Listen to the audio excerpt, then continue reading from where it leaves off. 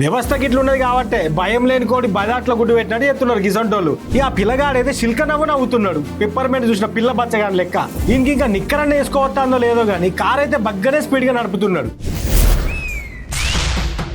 దండోరా మాట సూటిగా, సెటైర్ గట్టిగా.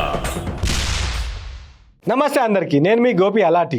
ఓఆర్ఆర్ మీద ఓ లగ్జరీ కారు మస్తు స్పీడ్ తోటి పోతున్నది. చూడనికి కర్రగా మంచిగానే ఉన్నది. మరి గింత స్పీడ్ గా నడిపే మోతవరు ఎవర్రా అని చూస్తే ఓ 11 ఏళ్ల చిన్న పిల్లగాడు. ఇంకా నిక్కరన్న వేసుకోవద్దో లేదో గానీ కార్ అయితే బగ్గనే స్పీడ్ గా నడుపుతున్నాడు. ఈ ఏజ్ లో బండి ముట్టుకుంటేనే చెవులు వెండి చేతులు పెట్టి భయం చెప్పాల్సిన ఆయననే పక్క కూర్చుండి కమాన్ కమాన్ అనుకుంటే ఎంకరేజ్ చేసి మరి పూర్వంతోటి కారు నడిపించిండు. ఇక ఈ పిల్లగాడి పేరు ఏందో గానీ ఈ గొప్ప నాయన పేరైతే అబ్దుల్ హదీ అట.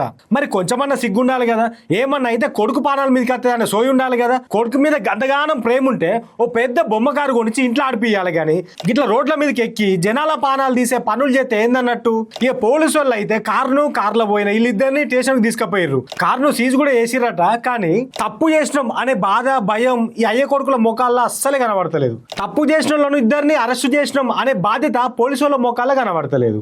చూడుర్రి అందరు కలిసి ఫోటోలకు ఎట్లా ఫోజ్ ఇచ్చిర్రు. ఇక ఆ పిల్లగాడైతే శిల్క నవ్వు నవ్వుతున్నాడు, పిప్పర్మెంట్ చూసిన పిల్ల బచ్చగాని లెక్క.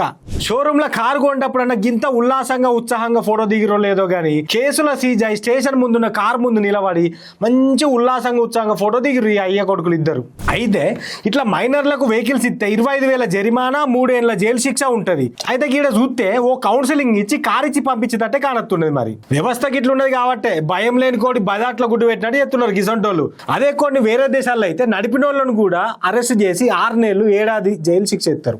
అయితే ఇంట్లో అవ్వయ్యాలన్నా సోయితోటి ఉండాలి, లేకపోతే చట్టాలన్నా గట్టిగా ఉండాలి. లేకపోతే గిసోంటి పిల్ల బచ్చగాలు రేపు పొద్దున నది రోడ్ల మీద పడి కార్ రేసింగ్ అనుకుంటా ఆగమాగం చేస్తారు జనాలను. అయ్య బలం చూసుకొని బల్బు శాతాలు చేస్తారు. అందుకే అంటారు మొక్క ఇవ్వంగనేది మాన ఇవ్వంగునా అని. అందుకే ఇప్పటికైనా గిసోంటోళ్ళకి బండ్లు కార్లు ఇచ్చే ముందట ఆలోచించుర్రి.